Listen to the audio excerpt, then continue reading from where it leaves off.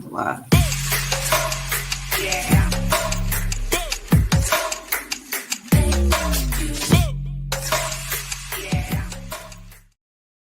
What is going on, everybody? Welcome back into the Fantasy Coaches Podcast. I'm your host, as always, guys, Coach Steve. We have another fantastic episode for you guys today on a Saturday. Not our normal time doing a podcast, but we had some issues where we really couldn't get an opportunity to do it on our normal Thursday show, and things were chaotic this week. So I didn't want to leave you guys hanging without at least a quick start and sit episode for, you guys listening live on YouTube, or if you're listening on Spotify or wherever you listen to your podcast afterwards that. So I wanted to make sure we got a good start and sit show for you guys today too. And again, no Coach Tyler, didn't really have a chance to talk to him about this. So I just wanted to get a quick episode out there for you guys, so you had something to do this week here. So we're going to start right here at the top, guys. New York Giants versus the Cleveland Browns here. In terms of starting qualities, there's only a handful of guys I'm truly starting this week. Devin Singletary, Jerome Ford, Malik Neighbors, and Amari Cooper. Singletary and Ford hopefully should get their full workloads. And obviously Neighbors and Cooper are guys who have high target shares. Cooper has not been so productive, but this is a much easier matchup against the New York Giants this week here. So that is a fantastic thing for him to hopefully kind of have a first big game of the season here. Deshaun Watson, the matchup's good, but again, we haven't really seen Deshaun Watson do well this season. QB 20th on the year right now at this point here, and hopefully that there's some more touchdowns coming his way in a favorable matchup. Now, Deontay Foreman had a big week last week in terms of touches, and that maybe put him in sleeper appeal option for you guys in this week here if the Browns get ahead and they just kind of force feed Deontay Foreman the ball late in the game. And then again, Jerry Jeudy is an interesting flex option here. He's had 10 fantasy points in back-to-back games so far this season here. Again, I wouldn't call him a must-start, but he's definitely in the conversation, at least now, as a flexible option for your fantasy team. And then Daniel Jones, this could be a matchup where he throws another 2 interceptions. Elijah Moore's really done much. Wanda Robinson caught that touchdown last week, but again, his production was low. And if any tight ends in this game, I'm not considering anyone I'd want to start in week 3. So over to the Green Bay Packers and the Tennessee Titans, guys. This should be an interesting one. We're all hoping that Jordan Love is back and healthy, hopefully, for this game here. He is a game-time decision. So if you're hoping that Jordan Love is going to start, just be prepared for a underproductive Jordan Love. I don't think he's 100%, and nor should he be playing at 100% at this exact moment. So you have to take that with a grain of salt if you plan on starting Jordan Love this week. That's why he's kind of on the fence. Must-start players, you're looking at Josh Jacobs, Tony Pollard, 2 workhorse type of running backs who've been really productive in fantasy so far this season here. The matchups are good. Both run defenses aren't that great overall, and so they should have an opportunity to produce in this matchup here. And Calvin Ridley, honestly, the only wide receiver I'm trusting enough to start in this game here. Packers secondary has been kind of on and off, and Calvin Ridley has only been the most consistent option in both games among all wide receivers. Tajay Spears coming off an injury. He's kind of like an RB4, but I don't know if you want to trust him enough to start him. Chico Conqua, been decent at tight end the last few weeks to start the season here. He's gotten a touchdown in back-to-back games. It's kind of helped him to be a decent tight end option. Not a ton of yardage, but something to kind of give him some production enough to start him if you're desperate as a tight end. And then the Packers wide receivers, I have them on the fence because you just don't know what kind of Jordan Love we're going to get in this game here. Christian Watson, Romeo Doubs, Jaden Reed, and Deontavian Wicks. If you're going to trust anyone with Jordan Love back, I'm trusting Reed. He's the guy who Jordan Love looked to see a massive production in his fantasy value. So if you're starting one of these Packers wide receivers, go after Jaden Reed for sure here. Hey, Jonathan, what's going on? Trying to flex options between Dobbs, JSN, and Bowers. Full PPR, 1 point per first down. Now, that's a very interesting, very, very interesting option. And you have a lot of great options, Jonathan. So that's a great thing to have there. But if I am going to roll with somebody this week, it's probably going to be Brock Bowers here. Bowers has just been a fantastic option this season. Really high volume for a tight end in this Raiders offense there. And they have a really solid matchup against the Carolina Panthers this week that I'm going to be. You have McBride at tight end already. And it's not a bad idea to start 2 tight ends. It's really not. I do still believe Bowers is your best option. Dobbins been fantastic the first 2 weeks of the season, but the Steelers' run defense is really strong, and my only concern is that this game is really low scoring. And so, John, if J.K. Dobbins isn't running for 130 yards again against a stout run defense, his day might be kind of average at best. And then JSN is kind of a wild card in this scenario. Not great production week 1, a massive production in week 2 here. Now he gets to play the Dolphins at home. That might be your other option you could go with if you don't want to do 2 tight ends, which I totally understand. JSN is more of a wild card, but I think there's more upside in his game than going over a guy like J.K. Dobbins this week, unfortunately. But personally, I like Brock Bowers as an option this week here, even though you have to start 2 tight ends. I think his production and usage and volume is just there for you to trust as a flex option. But back to the Packers here. Again, Jaden Reed, definitely be the one I'd want to consider starting. Romeo Doubs probably after that. Christian Watson, I really don't want to trust him right now. His production has been basically non-existent so far. And Dontavian Wicks isn't getting the volume that we would want for him to be even consider a starting option. So, all right. And then Will Levis, you sit, obviously. The Packers tight ends, again, it's a tough matchup for them. Tucker Kraft is a tight end 1 now for the Packers. Again, his upside is minimal. He'll get you 3 for 30 and call it a day. And then DeAndre Hopkins, Tyler Boyd, I'm not trusting them in fantasy right now. So over to the Bears and Colts game here. And this one should be interesting too. The youngest quarterbacks ever to face off against each other in Caleb Williams and Anthony Richardson. Should be a fun one in Indianapolis here. But in terms of must-start options, you continue to start Anthony Richardson. The upside in his rushing ability makes him a fantastic must-start option. Whether or not the Bears' defense is really solid, you have to start him still. DeAndre Swift, this is the make or break game for DeAndre Swift. Colts run defense has been atrocious to start the season here. Swift has gotten the volume, but it's just not been good. So if you're going to start DeAndre Swift, this is going to be the week to start him. And then if he doesn't produce, then you know that he's just not a good option for fantasy. Jonathan Taylor, you continue to start him as long as he sees the volume on the ground game, which he will. He's a solid RB2. DJ Moore, I'm still trusting DJ Moore in this game here. The Colts secondary has been atrocious this season. Start DJ Moore. On the fence, Caleb Williams has a good matchup, but it's really hard to want to trust him in fantasy right now. You have to be more of a super flex or desperate situation in a deeper man league to trust Caleb Williams this week, but he probably could end up with a good game. Roma Dunze is playing in this game. He looks healthy now at this point. No Keenan Allen this week. He should see some targets in a favorable matchup, and hopefully this Bears offense get things going. On the Colts side, you have Michael Pittman Jr. and Alec Pierce, both potential flex option. Pierce obviously has been really solid to start the season here. Josh Downs is returning. We'll have to see if that takes a massive effect in terms of his targets or opportunities on the field.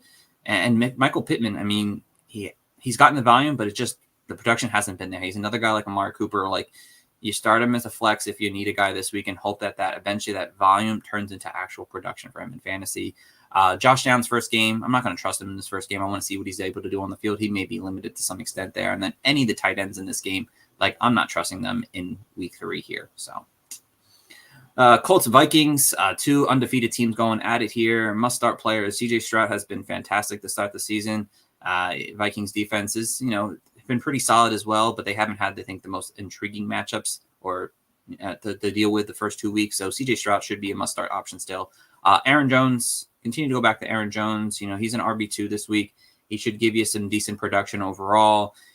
Nico Collins and Justin Jefferson are must-start wide receiver 1s right now in fantasy. Their production has been top tier, and I'm continuing to start them against 2 secondaries who've been just pretty much average this season.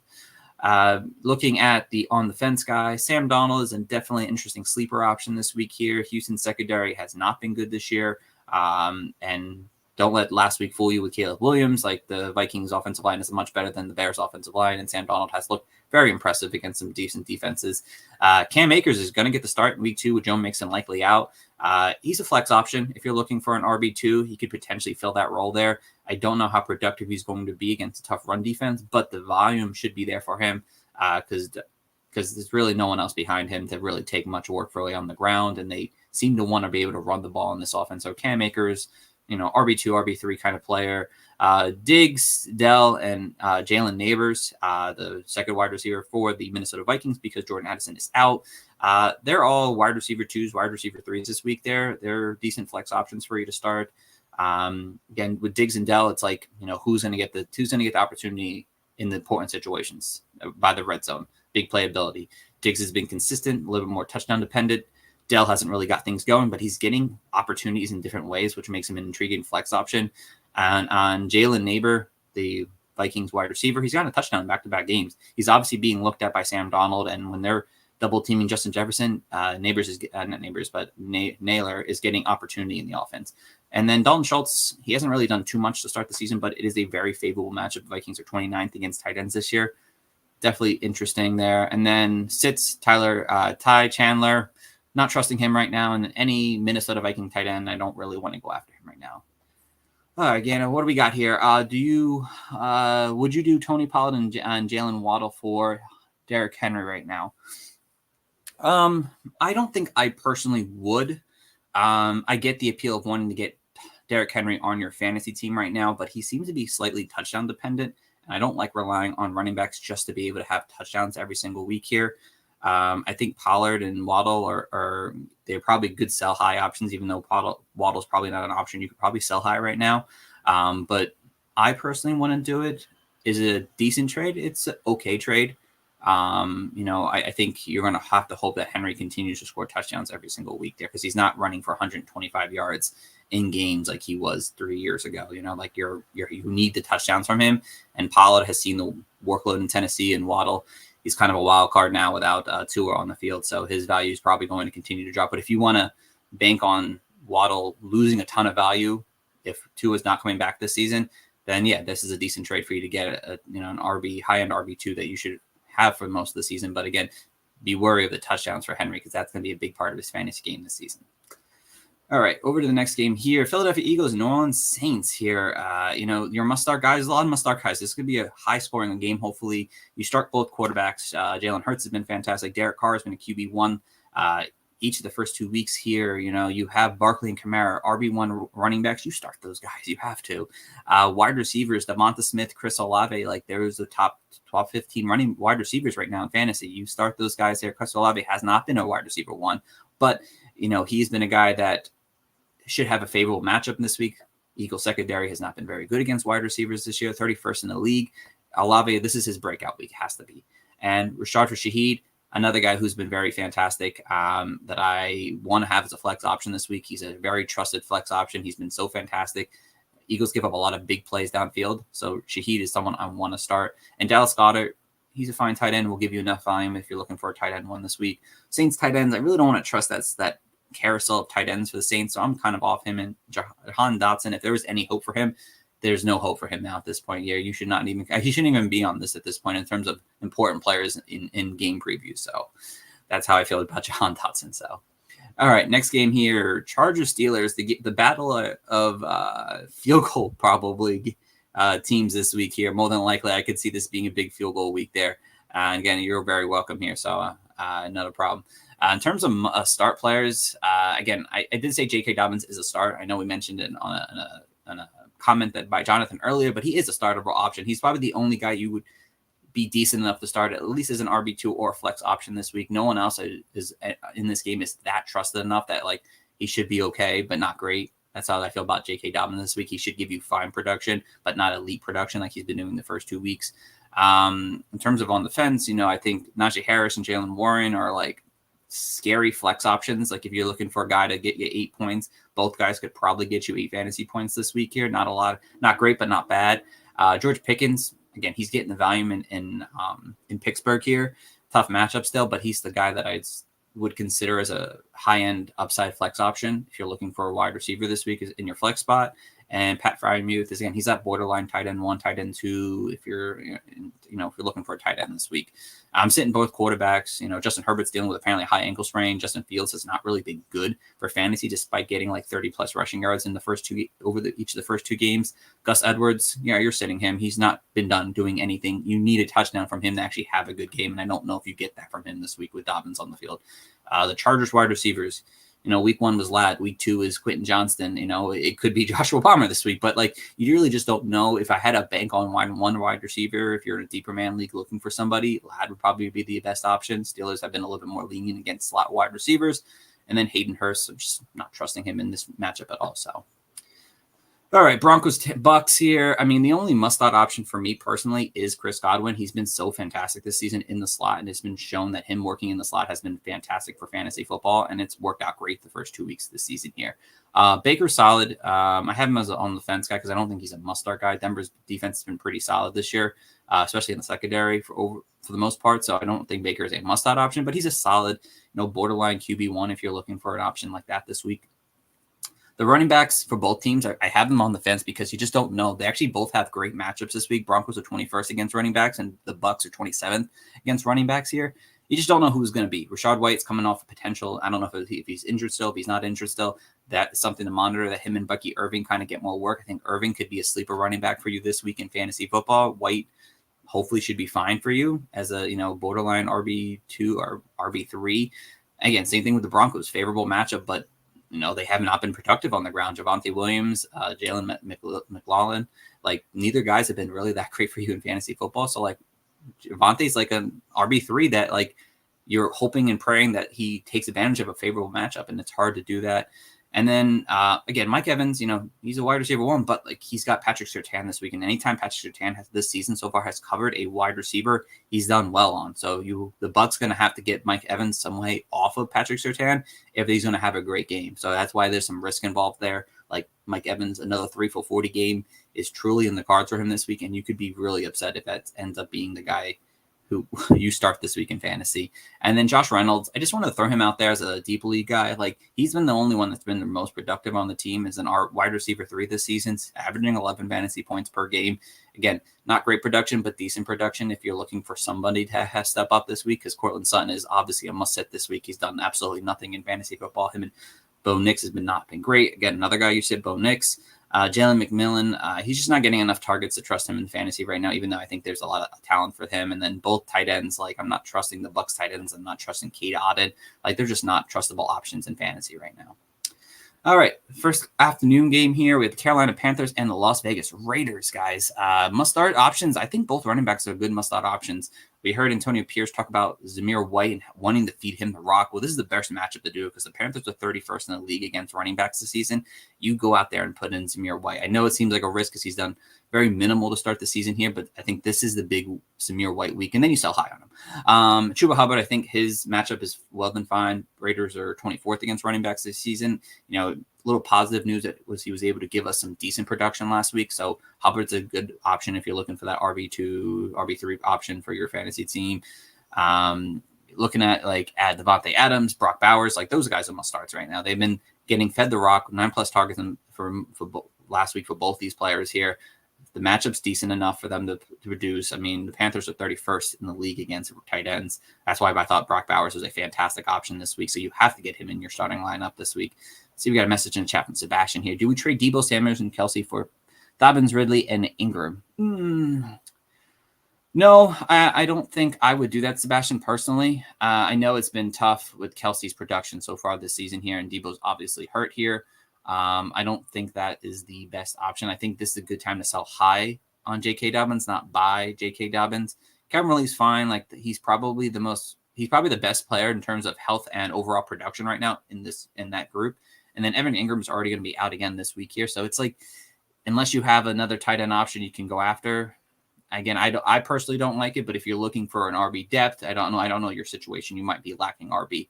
Maybe in that sense that this trade might work better for you to go and take, and then you have Calvin Ridley as a flex option every week, and hopefully Evan Ingram is able to bounce back. But on the surface, I don't like it per se. I think I'd rather hold on to Kelsey and hope that he bounces back and Deebo. But if you're looking for depth at running back and you need another flex option, then it's not a terrible trade at all. I think it's a decent trade, but on the surface, I'm not a huge fan of it. So.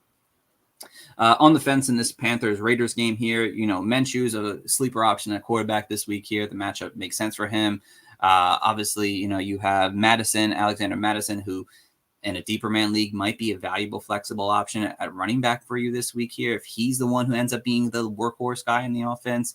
Deontay Johnson, Adam Thielen, with Andy Dalton is really intriguing now, and I really kind of like them as wide receiver 4s this week here. I think Thielen has the better matchup in the slot this week. He's been the guy who's been handling the slot role this season, and the Raiders have not been so great against slot wide receivers. So if you're looking for one of these guys to start, I'd probably trust Adam Thielen over Deontay Johnson. Jacoby Myers, again, he's like a wide receiver 4. He gets you 3 or 4 receptions for 45 yards. It's not great. It's not bad either. And then Tommy Tremble, Raiders have been terrible against tight ends this year. This is a dart throw in the world. I shouldn't even be mentioning him probably, but if Tommy Tremble ends up as a top 15 tight end this week, maybe not top 8 or anything, but top 15 tight end, I won't be super shocked. And then Andy Dalton, I'm just sitting him. Like, I'm just not trusting Andy Dalton in this first game this season here. Last time he was really on the field, he really wasn't all that good. And the Raiders defense have been doing great at pressuring quarterbacks this season. So it could be a recipe for disaster for Andy Dalton. Over the next game here, the Miami Dolphins and the Seattle Seahawks. Yeah, Miami's traveling across the country, which has never been good for Miami, unfortunately. Obviously, your must-start options are both running backs. Devon Achane is just so involved in this Dolphins offense. He's automatic on the start. And Zach Charbonnet showed us last week that he can produce enough fantasy points for us, but Miami's been terrible against running backs this year, ranked 29th in the league against running backs. You start Zach Charbonnet this week as a high-end RB2, and I think he should give you really good production. You continue to start Tyreek Hill. They'll find a way to get Tyreek Hill the ball, no matter how bad this matchup is for the Dolphins here. You just got to continue to find ways to get Tyreek Hill the ball, and he's the guy that even when Tua was out over the last few seasons, he's been the only guy seeing a heavy target workload. And Skylar Thompson, in his game, he looked at his first option more times than most quarterbacks. Whether or not it was only like 8 or 9 attempts, he was looking at his first option. And if Tyreek Hill was in the game at that point, he probably would have got most of those targets. And I think JSN in the slot will work very well. Miami slot corner has not been too good this season. And JSN should be a guy that you could be able to start this week in fantasy for sure. On the fence, Jeff Wilson, really not trusting him per se, but like he could be an option if Miami wants to run the ball a little bit more, if they want to try to or do something because of Skylar Thompson. So he might see some opportunity. Metcalf and Lockett. Metcalf, I'm a little scared of the matchup with Jalen Ramsey, but he should be fine as a flex option this week here. I'm not a high on DK this week, but he's a solid flex option. Lockett, desperation flex option if you're looking for just hopefully a boom game, and this could be a boom game for him if he really needed to go down that road. And then Jalen Waddle has really not done well when the Tua doesn't have a starting quarterback this week here. Unfortunately, when Tua's off the field, Waddle has been kind of underappreciated in the Dolphins offense a little bit. Actually, perfect time for a question in the chat. Balling Waddle. So would you start Waddle with Michael Pittman on the flex? Both scare me. Both are my best options. Yeah, I mean, I think I would take Pittman here strictly over the volume and hope that the volume is key for this game here. Like I mentioned, Waddle without Tua has not been too good for fantasy football. His production has been very minimal, and he's not really seeing a high target share anyway. You're hoping for that upside, and I don't think Skylar Thompson gives us upside on the road against a tough secondary. I think I'd probably lean Michael Pittman this week, but both options, yes, are scared to me as well, unfortunately, if I had to make that choose for my lineup. So, and then I'm sitting Skylar Thompson, I'm sitting Jalen Wright. I don't think his involvement is there just yet. And then I'm not really trusting both tight ends, but if you're looking for a dart throw, a deep sleeper, a tight end, Jono Smith, Seattle's been ranked 25th against tight ends this year. He had a good matchup last week. He may be the second option, you could say, for Skylar Thompson, just due to the positional safety underneath for a guy like Jono Smith. So, but yeah. All right. Over to the next one here. Dallas Cowboys and the Baltimore Ravens. This is going to be a big matchup, obviously, this weekend here. Both teams desperately need to win. Both teams are going to bring out all the tools they could possibly do to win this game here. But you started Lamar Jackson. Obviously, he's been an elite quarterback to start the season here. Dak, I think Dak's going to be forced to throw the ball a lot, so there's going to be plenty of opportunity for him to produce very well in this game. Derrick Henry, again, Cowboys are the 32nd ranked team against running backs this season. You start Derrick Henry this week. CeeDee Lamb, obviously, a must start. Mark Andrews, you start him at tight end, obviously. Zay Flowers is a solid flex option. He's getting the volume in the offense each and every single week, so I'm pretty okay starting Zay Flowers. Again, it may not be upside, but he's wide receiver 16 on the season, seeing almost 10 targets a game. I'm okay starting him. Isaiah Likely, you may be forced to start Isaiah Likely because of how bad the tight ends have been this year, and Likely has that upside in the offense. And if they plan on trying to win this game, they may try to use him a little bit more. Justice Hill, if somehow Dallas gets ahead, Hill might be an option to be starting. Starting as a flex maybe. Dallas's running backs is really hard to want to trust any of them, but like Zeke Elliott has enough value as a low floor flex option for hopefully getting a touchdown. Dallas tight ends is someone I want to talk about real quick here. It's a very solid matchup for the Dallas tight end. So if Jake Ferguson, who's a game time decision, does play, his value as a tight end one is there. But if he is out and you're looking for a tight end, Luke Schoonemaker showed us last week. Oh, Dak really does love his tight ends, and he had a decent showing last week as a tight end. And if Ferguson is out, Schoonemaker becomes almost a borderline tight end one for you in fantasy. And so if you're looking for a tight end option, you find out Jake Ferguson's out, go on the waivers and get Luke Schoonmaker right now, because he may be a decent guy to get you 4 for $60 this week. And then Brandon Cooks and Jalen Tolbert, they're like flexible options that you could throw out there.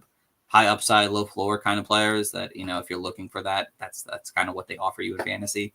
So, all right, next game here, Detroit Lions and the Arizona Cardinals. Obviously, again, this is another must-start for a lot of players in this team. Like, I'm going back to Jared Goff. I know he's been kind of failing us in fantasy, but this matchup is really good for him this week. Kyler Murray's been on fire for fantasy in terms of quarterback, ranked 3rd in fantasy points this season. You start those two guys there. You start the running backs. I mean, both. I know it's like Dave Montgomery, Jahmyr Gibbs, like they're splitting work. Cardinals defense isn't that bad as I thought they were going to be, especially in the run game. But they're both being so involved in this offense. Gibbs in the passing game and Dave Montgomery around the red zone. Yeah, you had to start those guys at least as Montgomery as a flex and Gibbs as an RB2. James Conner, tough matchup this week, but the volume that he sees in the offense, it just makes it so that as a flex option, at least you have to start James Conner unless you have better options. Again, if you have better options that you liked, then yeah, you sit him. But you have to start him. Detroit's wide receivers, Amon St. Brown, Jameson Williams. They get the 22nd ranked team against wide receivers this week here. Yeah, they've both been on fire this season. I'm going to continue to start them in fantasy football. Marvin Harrison plays the 29th ranked team against wide receivers. You get him out in there in your starting lineup again. Yes, he's going to be great. And also for Trey McBride, too. He's been so involved in this Cardinals offense, seeing the targets and everything like that. On the fence, Greg Dolch. I think the Lions slot corner not been great this year. Greg Dolch could kind of bounce back after a poor week last week. Again, deeper man leagues kind of player, but someone to keep your eye on to have a decent week. Sam Laporta, I kind of throw him on the fence this week because I know it's like you have to start Sam Laporta. He's obviously your tight end one, but the matchup's not great. Cardinals are ranked 10th against tight ends this year, and just Laporta has just not been targeted in this offense here. And I watched that whole Lions game last week against the Bucs, and he's just not getting targeted. The team is making it a point to get Jameson Williams the ball, and Sam Laporta is kind of turning into the 4th option, which is not good if you're looking for a tight end to start every single week, because you don't want the guy who's the 4th or 5th option on your team. You want the guy who's at least the top 3 option on your team. And I don't think Sam Laporta is at this moment, but hopefully he can kind of bounce back. We need him to. And then Michael Wilson, just not starting him for the Cardinals if he's got touchdowns in the last few games, but I'm not trusting that. All right, 49ers, Rams, almost done, guys. 4 games left. We'll go through this quickly. Must-start options. Jordan Mason, obviously, he's seen almost 20 carries per game here. You have to start him. Kerryon Williams is probably going to be leaned on because of the lack of talent on the Rams offense right now. And Brandon Ayuk. This is the Brandon Ayuk game for him to break out. Obviously, you have to assume that. I mean, there's no Deebo Samuels, there's no George Kittle, there's no Christian McCaffrey. This has to be the game for Brandon Ayuk to bounce back against the 26th ranked team against wide receivers. Both quarterbacks are definitely some interesting options, more of a sleeper appeal than anything, just because of the lack of talent around them. Their value kind of drops, but they could be decent options. Juwan Jennings, deeper man league, deeper sleeper option against the Rams. Rams have not been good against slot receivers. Jennings plays over 65% of the slot snaps in the offense. He might have a decent week. Demarcus Robinson, again, he's the wide receiver 1 on this team now. You can't tell me otherwise. He's going to see a decent workload in this game here that I have to trust in fantasy. And Tyler Johnson, again, a deep dart throw kind of player. Hopefully that one of these guys ends up doing well, maybe Tutu Atwell, maybe Jordan Whittington. One of these guys have to produce for this team because their 49ers are not good this year. Their secondary's been bad. And their number 1 cornerback is out, I believe, this week. So it's not been good. And then Kobe Parkinson, I'm not trusting Kobe Parkinson. Really tough matchup. And I'm not trusting the backup tight end for the 49ers, which I think is Eric Sherbert or something like that. I'm not trusting him in this matchup, whether or not the matchup is good for him or not. So. All right, Sunday night football game here. Chiefs, Falcons. Obviously must start. You got to start both quarterbacks. You have to continue to primetime games. These guys are going to be able to produce for you in fantasy. They have all the weapons in the world. This could end up being a very shootout type of game here. Bijan, tough matchup for Bijan Robinson, but his targets that he's getting in the offense is good enough for me to want to continue to trust him. I mean, he's seeing a decent target share. He's 18% target share in this offense. He's going to continue to see the dump off passes from Kirk Cousins is good enough for me to start in that situation. Rashee Rice, obviously, he's been a fantastic wide receiver. Too bad we drafted him in the 5th or 6th round of fantasy draft, but he's in a high target share right now, 28% target share. You have to start him. Again, tight ends, this is a breakout game for hopefully both these guys. Kyle Pitts has the best matchup of the weekend for tight ends here. The Chiefs have given up over 200 yards to tight ends this season. Kelsey, this is the game for Kelsey to kind of bounce back, and you like need Kelsey to bounce back. Like this is the matchup for him to do so on prime time with the Kansas City Chiefs backfield in shambles right now. And just speaking of that, I mean, Carson Steele and Samaje Perine, like Steele's probably an RB3 flex option for you this week. I'm not overly trusting him.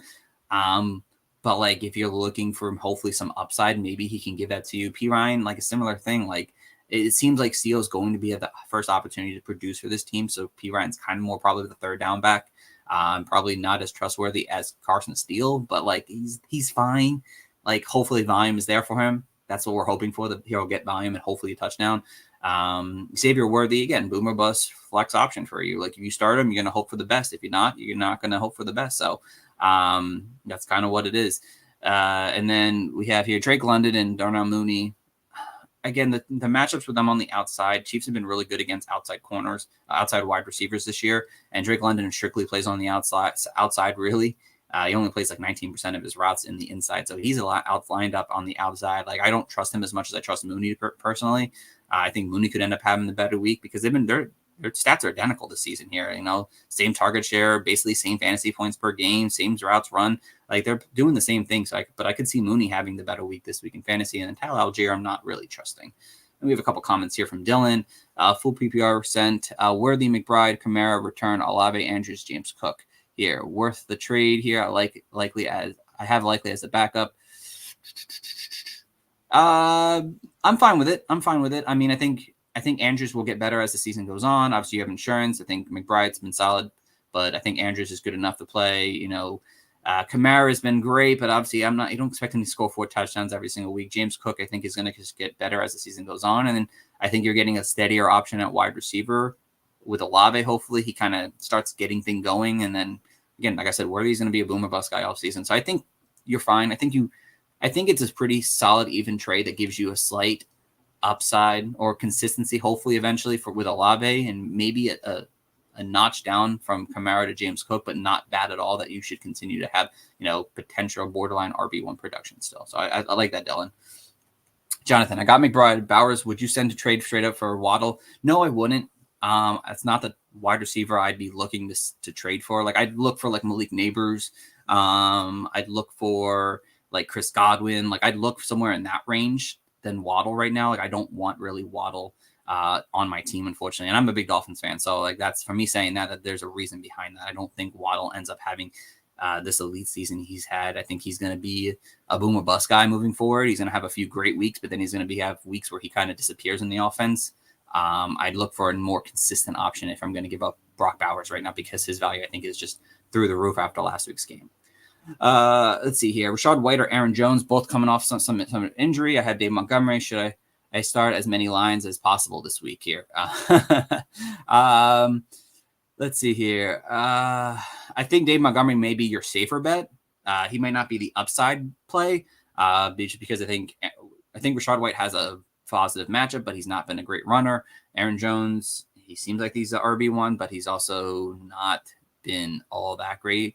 I think Dave Montgomery, unfortunately, I think I would lean towards the Dave Montgomery this week and hope to have a touchdown from him this week. That's kind of how I see it there. But that's a tough one. It's definitely a tough one. All right, Monday Night Football game. We have 2 Monday Night Football games this week, guys. So if you didn't know that, we have 2 Monday Night Football games. Jacksonville Jaguars, Buffalo Bills. Here, must start options. Josh Allen, James Cook, Travis Etienne. I know Tank Bigsby is supposed to play in this game, but I still think that he's going to have a really good week. Bills are 26 against running backs this season, and James Cook also been a really good option for the Bills. And then obviously you start Josh Allen.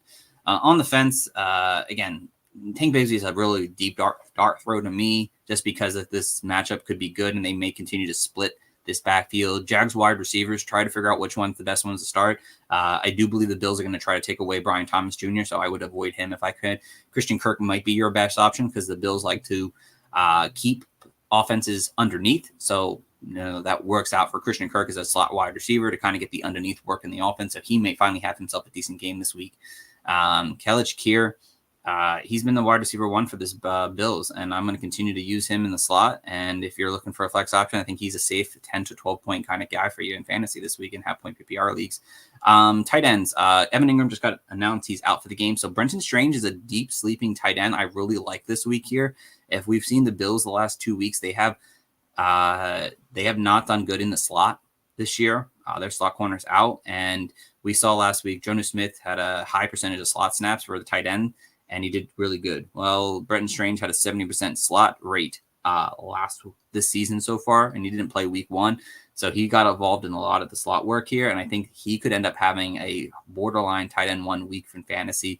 Dalton Kincaid, I don't think Kincaid's a must-start option. If you have another option that you could consider it, but don't probably. You probably should start Dalton Kincaid, but know that Dalton Kincaid is not a automatic must-start guy.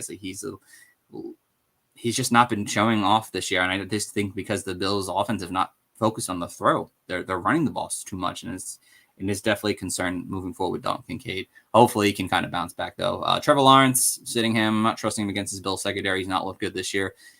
Keon Coleman, I just don't trust him right now. He needs to show before we get there. Consag, what do we got here? Start 2, Pierce, Moss, Terry, Bowers, half-point PPR.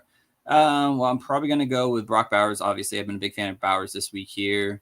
I'm assuming that's Alec Pierce more than likely. Yes, Alec Pierce here. Yes, he said, there we go. That makes a little bit more sense. Oh, man.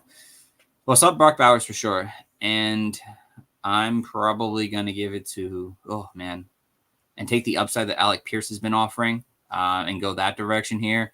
I don't want to really trust Moss. He's just not seeing enough work, even though he's seeing the majority of the touches in the backfield there. And then Terry, it's Scary Terry. I can't trust him right now. I just don't want to put him in my starting lineup. I want to sit him and I'd rather start Alec Pierce, and hopefully he can kind of do another 5 for 50 and give me at least 10 fantasy points. So, all right. And over to the last game, guys. So if you have any questions, please throw them in the chat because we are on our last game of the day. Looking at here, the Washington Commanders and the Cincinnati Bengals here. Must-start options. You start Daniels and you start Joe Burrow. You start both those guys. It should be a really good matchup here. Commanders, RBs, you start both of them. Brian Robinson's RB2. Austin Eckler's been playing as a solid flex option. Jamar Chase, T. Higgins is back. Jamar Chase isn't going to see as much double coverage anymore. I love Jamar Chase to finally break out this week. Zach Moss, like I said, kind of on the fence play. He's seeing the volume in the offense, but it's not been great volume. So I'm not really trusting him overall. Ted McLaurin, like I said, seeing the volume, but the production just hasn't been there. So it's really not been great.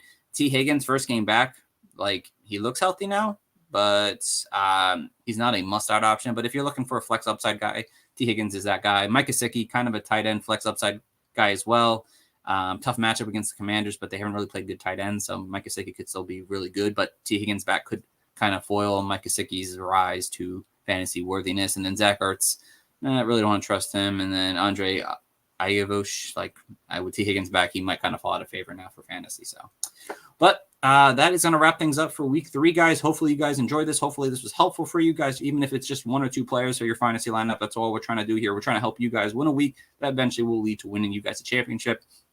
We'll be back Monday to talk waiver wires and maybe some keeper cuts and things like that. Some interesting things we really do on Mondays, but definitely waiver wires on Mondays. Thank you guys all for listening, whether it's live on our YouTube channel at the Fantasy Coaches, or if you're listening on Spotify, Apple Podcasts, wherever you listen to your podcast, we appreciate that as well here. We're just doing this because we enjoy it and we like to have fun with it. And we want to give you guys as much information to help you win championships. So we thank you guys all for listening. Tune in until next time, everyone, and have a good one. Back to back is not far-fetched. We got a couple of Clark hands.